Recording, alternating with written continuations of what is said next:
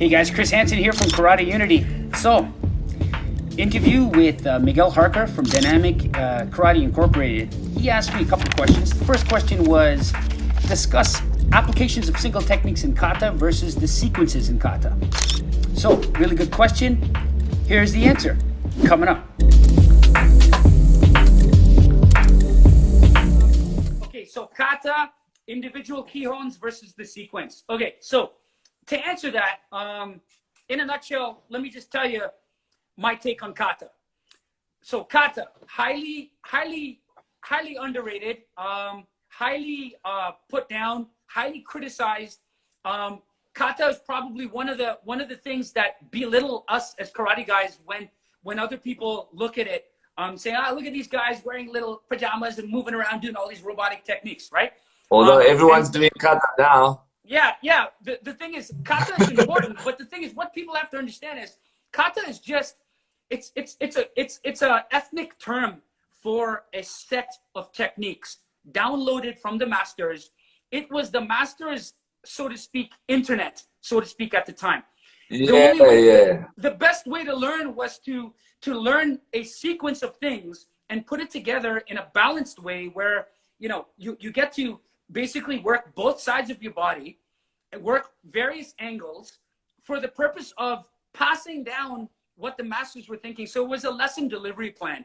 Now, kata takes the shape of, a boxer would do a kata.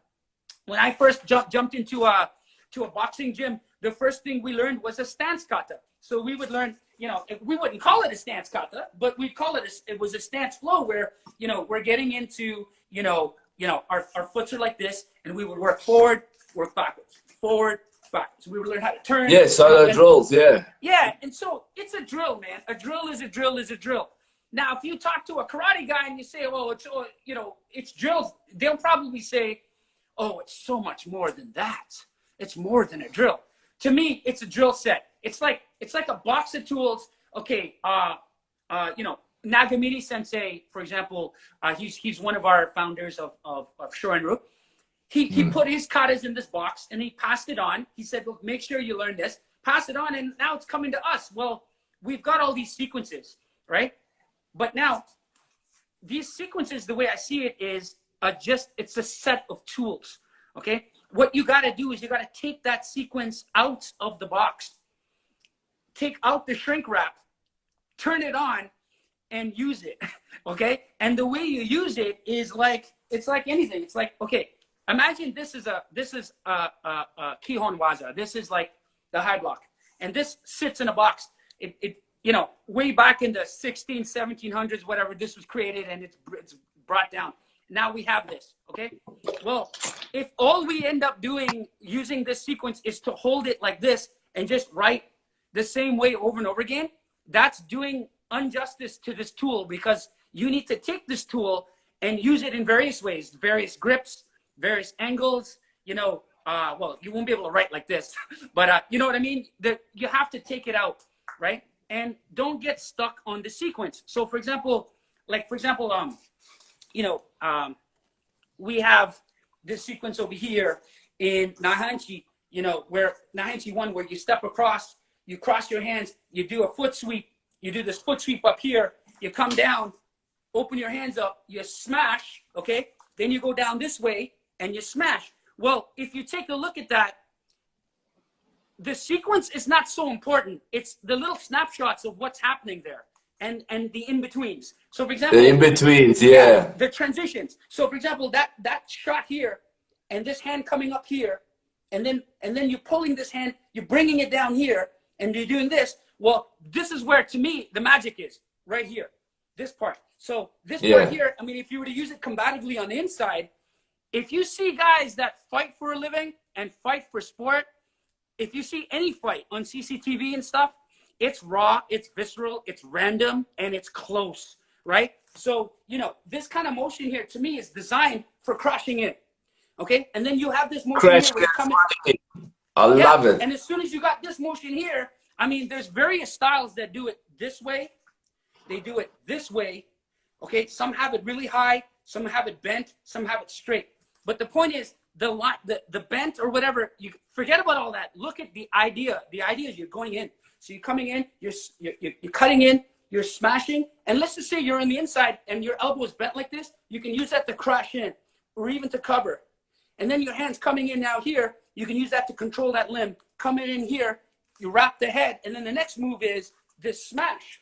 Well, if you train a lot with equipment and play with the tool, take it out of the box, you'll see that this smash can be used as a smash on the inside, but it can also be used even on the outside, where let's just say I'm destroying a limb. So say punches are coming at me, or say a weapon's coming at me, I'm going to evade, and I'm going to hit that limb. And I can use that as that, right? So there's like about 2 or 3 applications I explained just now, but how would I understand those applications? I wouldn't understand it unless I play, right? Yeah, test it. Yeah, and I wouldn't just necessarily use this sequence, right? Like I might just use part of that. So like, for example, I might just use just this part. So the first part of the kata is like, you know, here, you foot sweep, and then you come in and do that. Well, I might just use maybe one part. I might just use this part. I might just use this part, this parry to get in. I might just use this part just to get in to throw something. Get in, clear the hands, and then start throwing my knees and punches. I might just use part of it. You see what I'm saying? And yeah. It's just a tool. It's just a tool. So that's my take. Pretty much it's both. It's the individual techniques and the sequences. So, but I think only the sequences because of the individual techniques. Yes. The sequences have a play. I mean, if you take, there's value in everything, but you see, it's a confirmation bias. Like you have to kind of, you will take value out of a sequence only if you can find use for that sequence, right? So for example, this part here, I like it because I see it in so many different arts. This part, down and hit. Well, I see this and I see it down and I see hit. Well, I see this in so many different arts. I see this in Silat. I see this part here in Silat. I see it in Muay Thai. I see guys coming in, they're hitting and they're clearing the head and then they're throwing shots in.